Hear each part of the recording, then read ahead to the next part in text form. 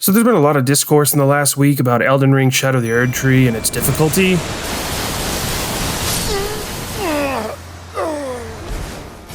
You have one side condemning the game for being too difficult and taking to Steam and review bombing it for being too hard. And then obviously the other side of the spectrum is defending the game and saying that From Software games are supposed to be like this.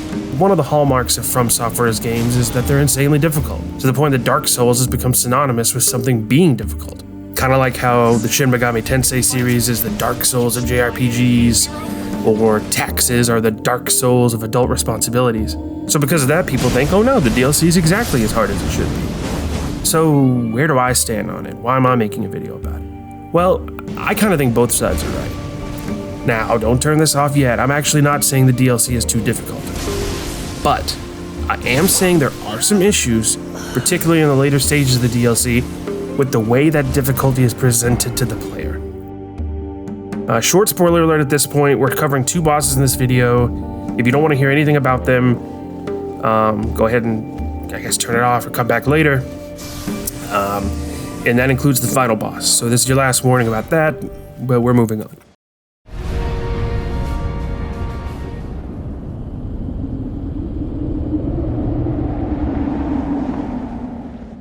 I'm going to use two particular boss fights to highlight my point. Mesmer the Impaler and the final boss, Promised Consort Radahn. I believe that one of these fights is the peak of the franchise. Well designed, well balanced, a fight that rewards execution and allows you to learn from mistakes and eventually come out on top. I really believe that's the heart and soul of why FromSoft games are so beloved for their difficulty. It's that rewarding trial and error. However, I believe the other one is inflated difficulty. Difficulty for the sake of being hard without the nuance and experience of the other boss. Let's look at Mesmer the Impaler first.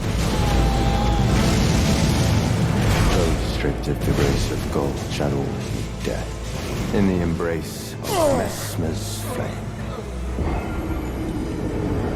Mesmer is an insanely fast boss, who usually immediately goes on the offense when you start into the arena.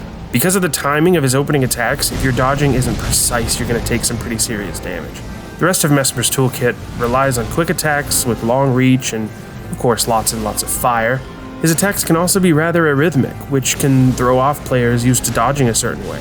But fight after fight after fight after fight, A lightless creature. you eventually begin to feel those patterns. You learn to answer every attack. You learn his range, where to stand, where you're safe, whether an opening is real or if it only looks like he's vulnerable. All of that comes from multiple fights with him and the consistency of the boss. Now, what about Radahn?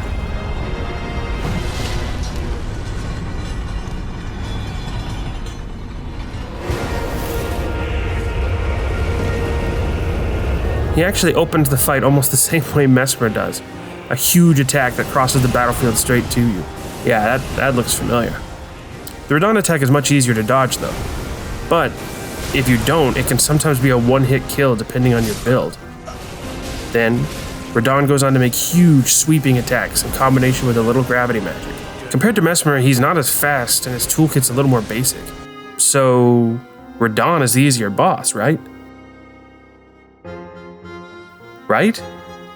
Well, on paper, he would seem to be, but he's actually much, much harder than Mesmer. And why is that? Well, it's because Radahn's a victim of artificial difficulty. He's hard not because of his moveset or the fight itself, but because his damage is tuned up to such massive amounts that almost every attack can deal nearly your entire health bar. He also takes next to no damage from you. This means his fight is much longer than Mesmer's, giving you more chances to make a mistake. And against Radahn and his damage output, even a single mistake can be fatal. His second form is actually even worse. He does more damage, has higher defense, and now he can seemingly combo infinitely like a professional Street Fighter player.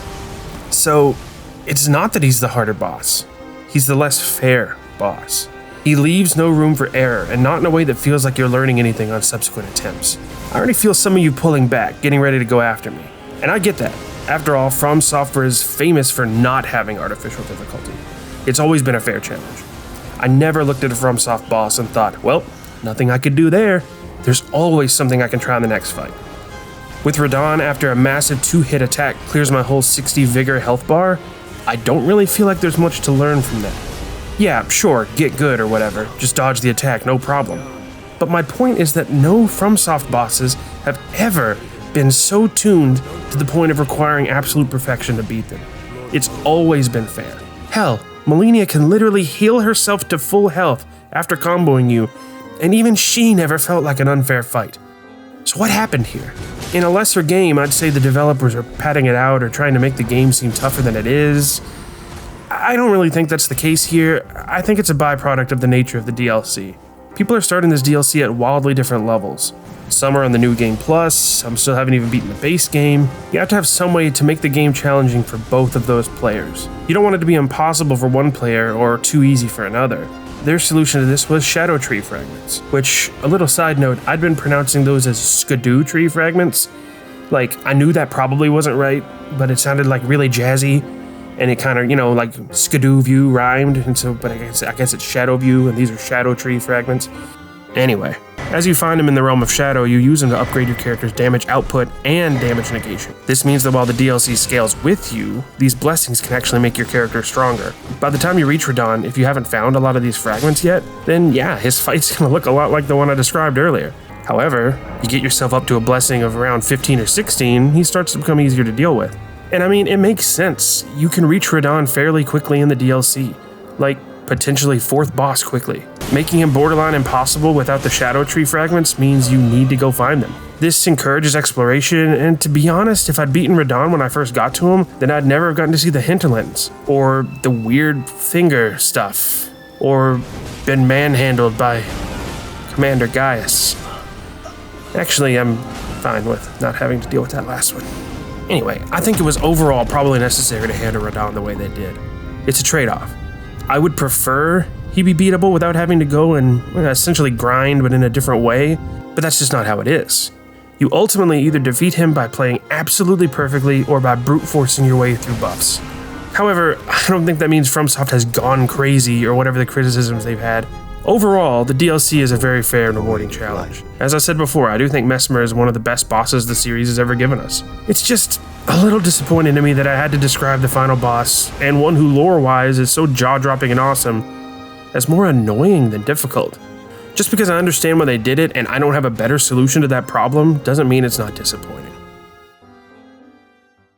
Hey! Well, if you made it this far, thank you so much for watching. I hope to do more stuff like this soon, so if you want to give this video a like and go ahead and subscribe and stick around, I'd really appreciate it. I'm sure some of you still have things to say on the topic, so drop your comments down below. I'm happy to talk about it. Thanks, and we'll see you in the next one.